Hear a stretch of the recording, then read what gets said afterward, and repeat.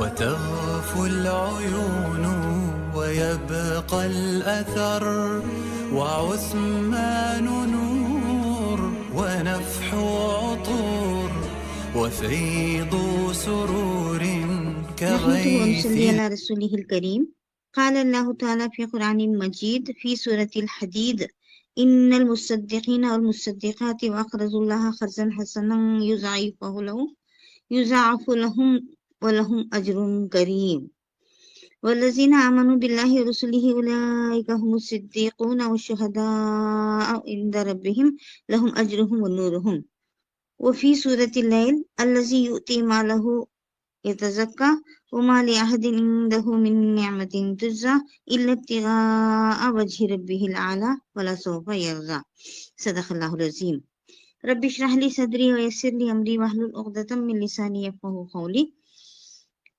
ابھی جو 2 آیتوں سے میں نے اپنی بات شروع کی ان کا ترجمہ یوں آتا ہے. سورہ حدید کی آیت کا ترجمہ یوں آتا ہے: مردوں اور عورتوں میں سے جو صدقات دینے والے ہیں اور جنہوں نے اللہ کو قرض حسن دیا ہے ان کو یقیناً کئی گناہ بڑھ کر اجر دیا جائے گا اور ان کے لیے بہترین اجر ہے. اور جو لوگ اللہ اور اس کے رسولوں پر ایمان لائے ہیں وہی اپنے رب کے نزدیک صدیق اور شہید ہیں. سورہ لیل کی جو آیت میں نے پڑھی اس کا ترجمہ یوں آتا ہے: وہ نہایت پرہیزگار جو تزکیے کی خاطر اپنا مال دیتا ہے اس پر کسی کا کوئی احسان نہیں ہے جس کا بدلہ اسے دینا ہو. وہ تو صرف اپنے رب برتر کی رضا جوئی کے لیے کام کرتا ہے اور ضرور وہ اس سے خوش ہوگا. قابل احترام ماؤں اور بہنوں، السلام علیکم ورحمۃ اللہ وبرکاتہ. آج ہم تیسرے خلیفہ حضرت عثمان رضی اللہ تعالیٰ عنہ کے بارے میں معلومات حاصل کریں گے انشاءاللہ. خلیفہ سوم، پیکر شرم و حیا، جامع القرآن، ذو النورین، سیدنا عثمان بن عفان جن کی قربانی آبروئے اسلام ہے. نام عثمان ہے، کنیت ابو عبداللہ اور لقب ذو النورین ہے. والد کا نام عفان. 5ویں پشت پر آپ کا سلسلہ نبی صلی اللہ علیہ وسلم سے مل جاتا ہے. والدہ کا نام عروہ. حضرت عثمان کی نانی بیضہ ام الحکیم نبی صلی اللہ علیہ وسلم کی پھوپھی تھی. اس طرح آپ حضور صلی اللہ علیہ وسلم کے قریبی رشتہ دار ہیں. حضرت عثمان کے امی اور نبی صلی اللہ علیہ وسلم مولے پھپیرے بھائی بہن ہیں اور حضرت عثمان رضی اللہ تعالیٰ عنہ نبی صلی اللہ علیہ وسلم کے بھانجے بنتے ہیں. اور آپ کے نکاح میں نبی اکرم صلی اللہ علیہ وسلم کی 2 صاحبزادیاں ایک کے بعد دیگرے آئی جس کی وجہ سے آپ کا لقب ذو النورین پڑ گیا، یعنی 2 نور والے. نبی کی آنکھوں کے 2 نور، 2 بیٹیاں آپ کی زندگی میں آئی تھی. حضرت عثمان رضی اللہ تعالیٰ عنہ کی ولادت واقعہ فیل سے 6 سال بعد ہوئی. اس لحاظ سے نبی اکرم صلی اللہ علیہ وسلم سے حضرت عثمان رضی اللہ تعالیٰ عنہ 6 سال کے چھوٹے تھے. حضرت ابوبکر صدیق سے آپ کی گہری دوستی تھی. جب وہ 34 سال کے ہوئے، 34 ایئرس کے ہوئے، تو اس وقت مکے میں اسلام کی دعوت شروع ہوئی. اور جب حضرت ابوبکر صدیق نے حضرت عثمان کے سامنے اسلام کی دعوت رکھی تو آپ فوراً بارگاہ نبوت میں حاضر ہونے آمدہ ہو گئے. اور پہلی ہی ملاقات میں نبی اکرم صلی اللہ علیہ وسلم نے فرمایا: عثمان، اللہ کی جنت قبول کر، میں تیری اور تمام خلق کی ہدایت کے لیے مبعوث ہوا ہوں.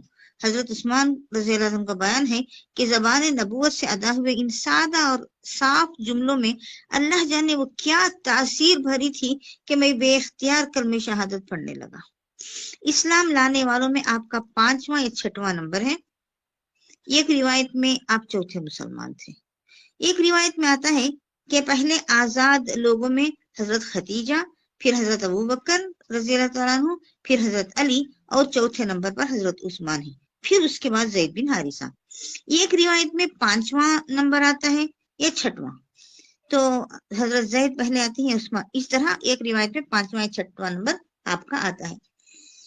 آپ کے فضائل: حضرت عثمان رضی اللہ تعالیٰ عنہ کا نکاح نبی اکرم صلی اللہ علیہ وسلم کی صاحبزادی حضرت رقیہ رضی اللہ تعالیٰ عنہ سے حضرت عثمان کے ایمان لانے کے تقریباً فوراً بعد ہوا. اور پھر جنگ بدر کے موقع پر نبی اکرم صلی اللہ علیہ وسلم کے حکم سے حضرت عثمان رضی اللہ تعالیٰ عنہ جنگ بدر میں حصہ نہیں لے سکے، اس لیے کہ ان کی بیوی رقیہ بیمار تھی. اور آپ صلی اللہ علیہ وسلم نے فرمایا: عثمان، تم یہیں اپنی بیوی کی تیمارداری میں رہو، اور بدر میں تم نہ ہوتے ہوئے بھی ہوگے، اور اس طرح مال غنیمت میں بھی ان کا حصہ لگا. ٹھیک ادھر بدر کی فتح کی خوشی نصیب ہوئی نبی صلی اللہ علیہ وسلم کو، تو اسی وقت ادھر حضرت رقیہ کا انتقال ہوا تھا۔ نبی اکرم صلی اللہ علیہ وسلم نے جنگ بدر کی فتح کی خوشخبری سنانے عبداللہ بن رواحہ رضی اللہ تعالیٰ عنہ اور حضرت زید بن حارث رضی اللہ تعالیٰ عنہ کو مدینہ بھیجا۔ وہ دونوں مدینہ پہنچے تو ادھر لوگ حضرت رقیہ کو دفن کرنے کے بعد مٹی ڈال رہے تھے۔ جب آپ صلی اللہ علیہ وسلم مدینہ پہنچے اور حضرت عثمان رضی اللہ عنہ کو حد درجہ غمگین اور کرب میں مبتلا دیکھا تو مسجد نبوی کے دروازے پر آپ کھڑے تھے اور حضرت عثمان سے کہا تھا، عثمان، جبرائیل میرے پاس کھڑے ہیں اور یہ پیغام اللہ نے ان کے ذریعے بھیجا ہے کہ آسمان پر اللہ نے ام کلثوم سے تمہارا نکاح کر دیا ہے۔ اس طرح حضرت عثمان رضی اللہ تعالیٰ عنہ کا نبی صلی اللہ علیہ وسلم کی ایک اور صاحبزادی ام کلثوم سے نکاح آسمان پر پہلے ہوا، زمین پر بعد میں ہوا۔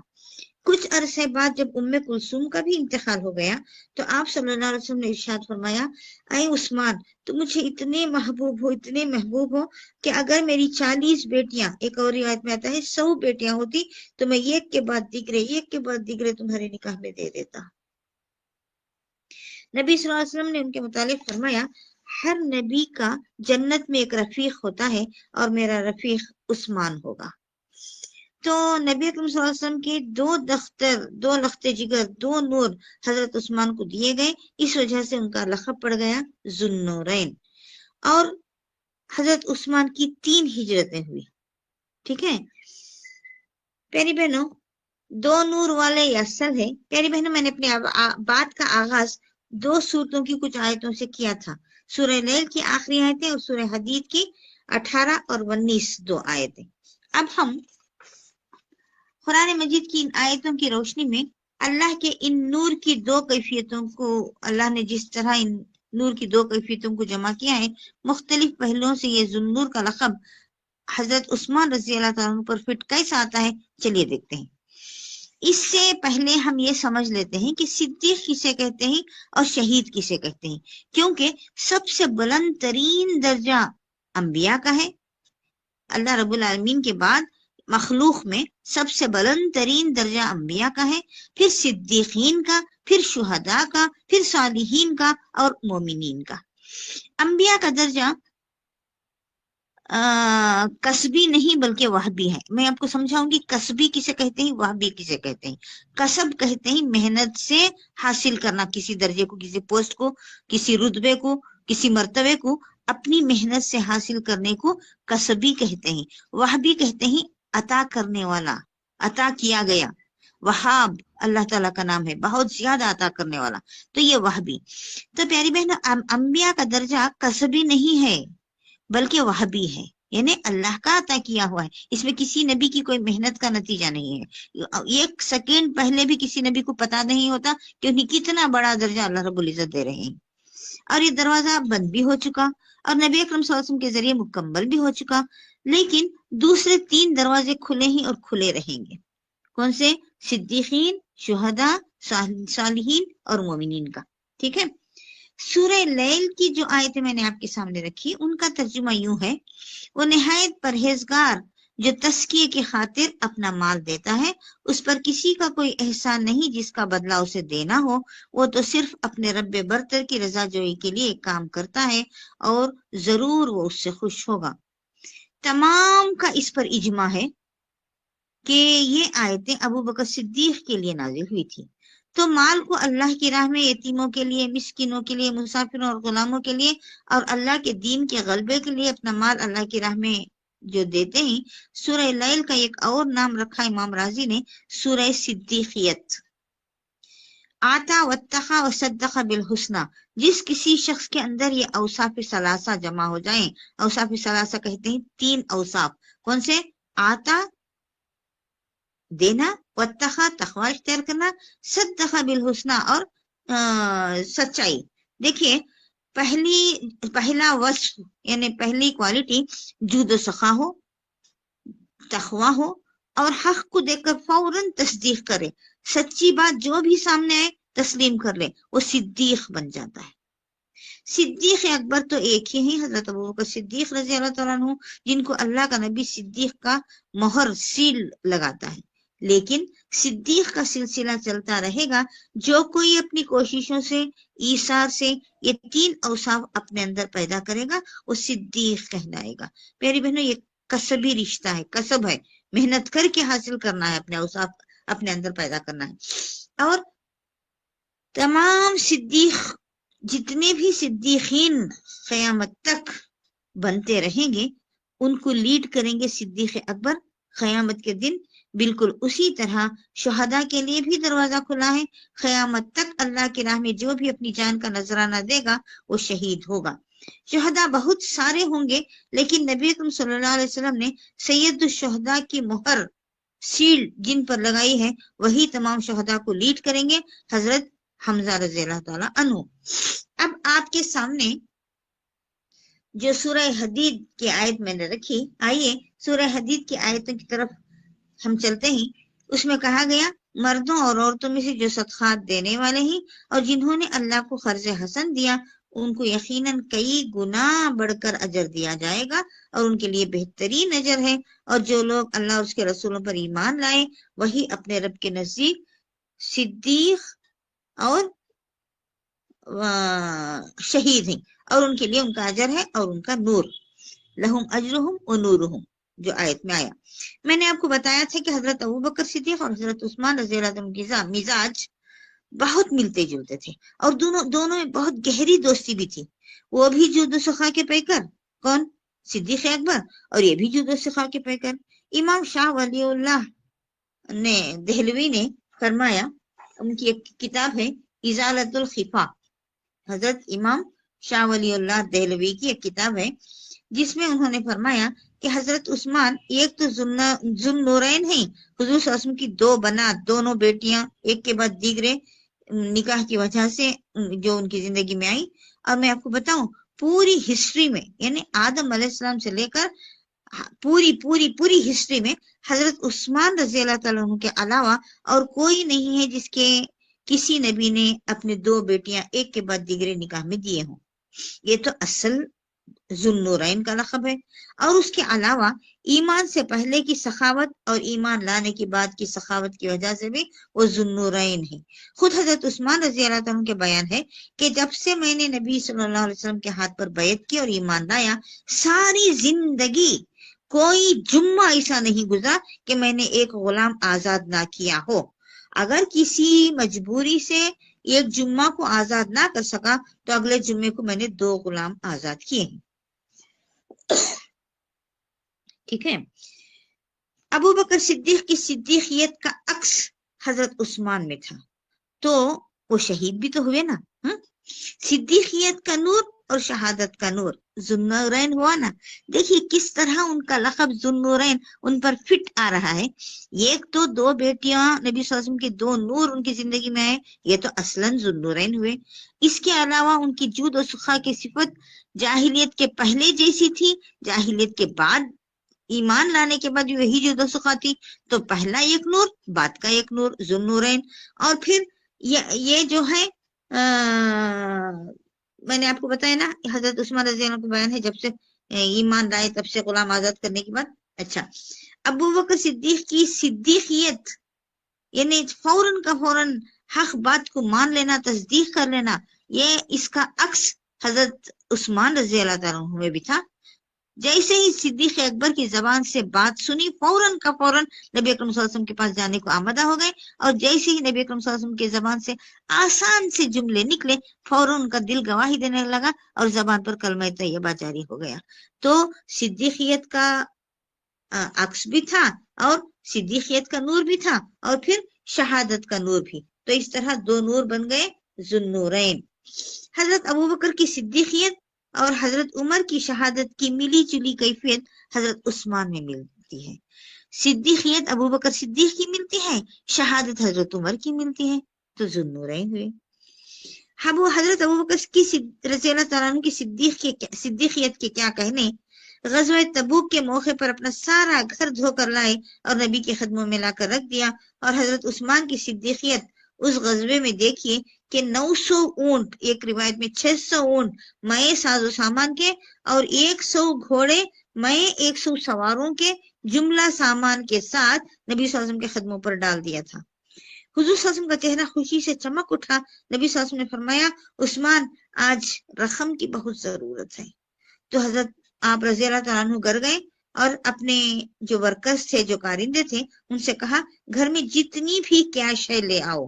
تو 1000 دینار تھے، یہ ایک تھیلی میں اپنی آستین میں چھپائے لائے اور نبی اکرم صلی اللہ علیہ وسلم کی گود میں ڈال دیا۔ آپ صلی اللہ علیہ وسلم، پیاری بہنوں آپ غور کر کے دیکھیے بہنوں، یہ دینار تھے، درہم نہیں تھے، خالص سونے کے اشرفیاں۔ آپ صلی اللہ علیہ وسلم ان اشرفیوں کو الٹتے پلٹتے کر رہتے تھے، اور آپ کے چہرہ مسرت کی وجہ سے، خوشی کی وجہ سے آپ صلی اللہ علیہ وسلم کا چہرہ اتنا گلابی ہو گیا تھا جیسے کسی نے ان کے رخساروں پر، آپ صلی اللہ علیہ وسلم کے رخساروں پر انار نچوڑ دیا۔ آپ صلی اللہ علیہ وسلم اشرفیوں کو الٹ پلٹ کر رہے تھے اور فرماتے جا رہے تھے کہ آج کے بعد عثمان کو کوئی عمل نقصان نہیں پہنچائے گا، یعنی آج کے بعد عثمان کا کوئی عمل عثمان کو کوئی تکلیف نہیں دے گا، کوئی نقصان نہیں پہنچائے گا۔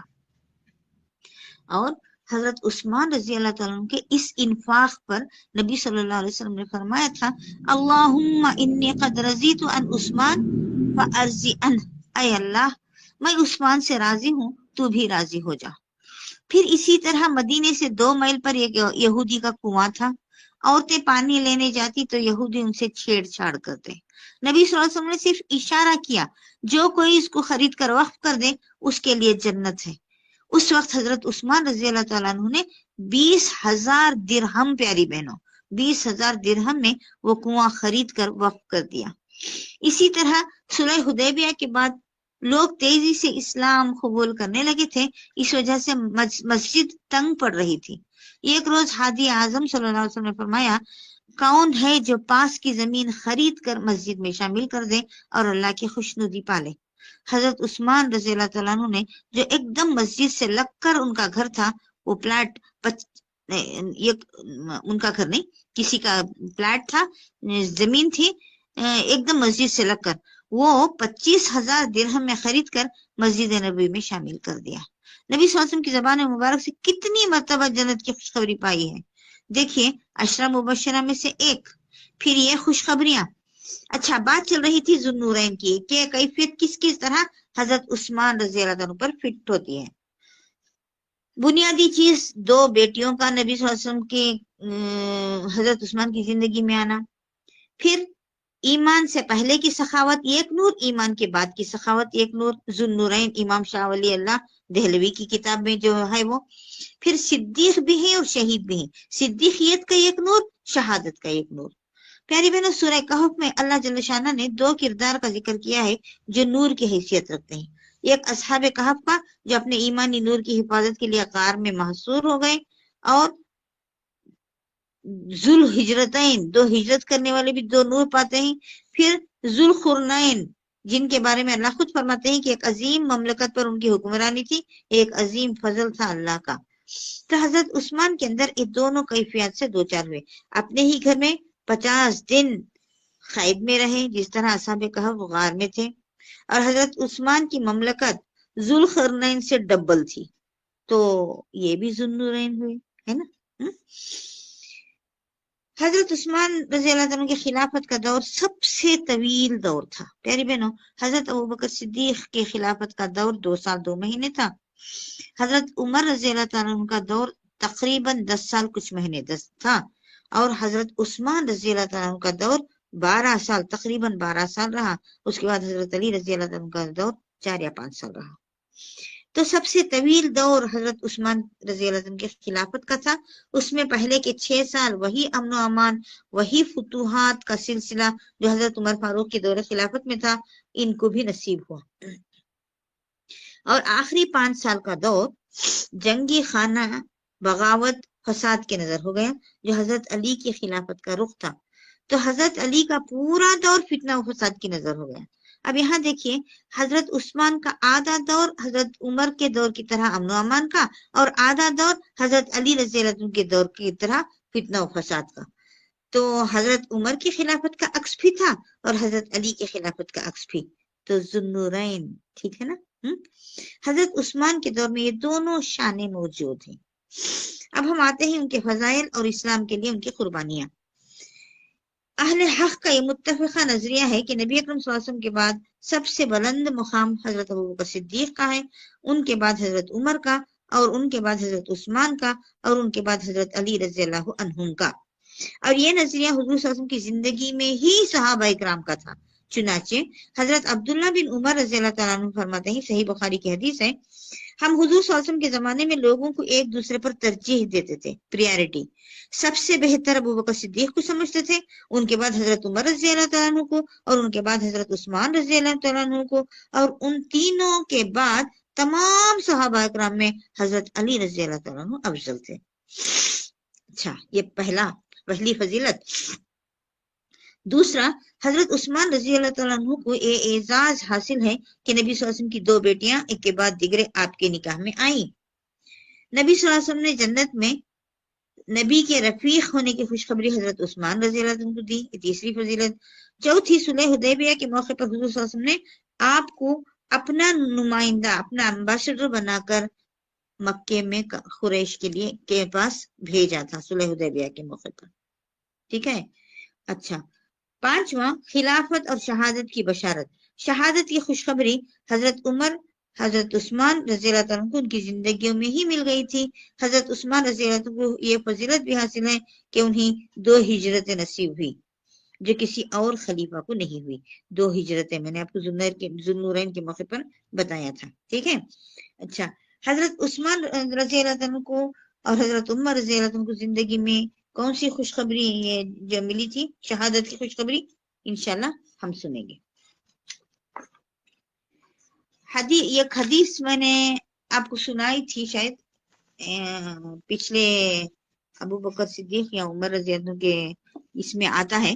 خیر، بہرحال حضرت انس بن مالک والی حدیث تھی وہ، اس میں احد پہاڑ کا ذکر ہے، اور ابو موسیٰ اشعری رضی اللہ تعالیٰ عنہ سے جو روایت ہے اس میں ہیرا پہاڑ کا ذکر ہے۔ پہاڑ الگ الگ ہی لیکن راوی بھی الگ الگ ہی۔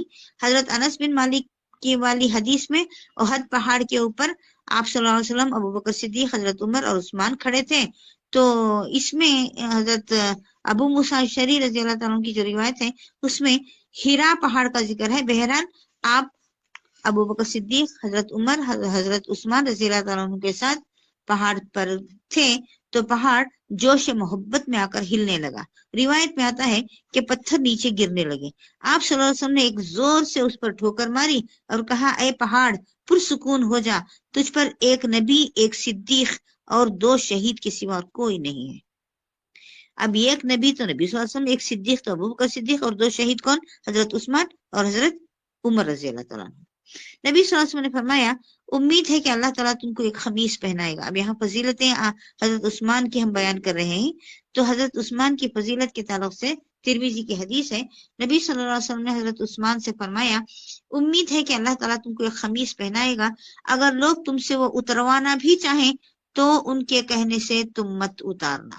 نبی صلی اللہ علیہ وسلم کا ارشاد ہے، میں اور عثمان اپنے باپ ابراہیم سے زیادہ مشابہ ہیں، یعنی نبی صلی اللہ علیہ وسلم ابراہیم علیہ السلام سے بہت زیادہ ملتے تھے، تو آپ نے فرمایا عثمان بھی ابراہیم علیہ السلام سے بہت زیادہ ملتے جلتے ہیں۔ نبی صلی اللہ علیہ وسلم نے ایک دن اپنے خطبے میں ایک عظیم فتنے کا ذکر فرمایا، اور آپ رضی اللہ تعالیٰ عنہ کی طرف اشارہ کرتے ہوئے فرمایا کہ یہ بندہ اس فتنے میں مظلومیت کے ساتھ شہید ہوگا۔ اچھا، موسیٰ بن طلحہ کا بیان ہے، حضرت عثمان تمام لوگوں میں بڑھ کر جمیل تھے، یعنی بہت خوبصورت تھے۔ 2 مرتبہ جنت کی خوشخبری نبی صلی اللہ علیہ وسلم کے زمانے مبارک سے حاصل ہوئی۔ بئر روما کنواں جو وقف کیا گیا تھا وہ اس وقت بھی، اور پھر غزوہ تبوک کے موقع پر بھی، جو آپ نے تنہا 900 اونٹ مئے ساز و سامان کے، 1000 اشرفیاں اور 100 گھوڑے پیش کیے، تو بار بار آپ حضرت عثمان کو دعا دیتے تھے۔ تسير السنون وتطوى القرون وتغفو العيون ويبقى الأثر وعثمان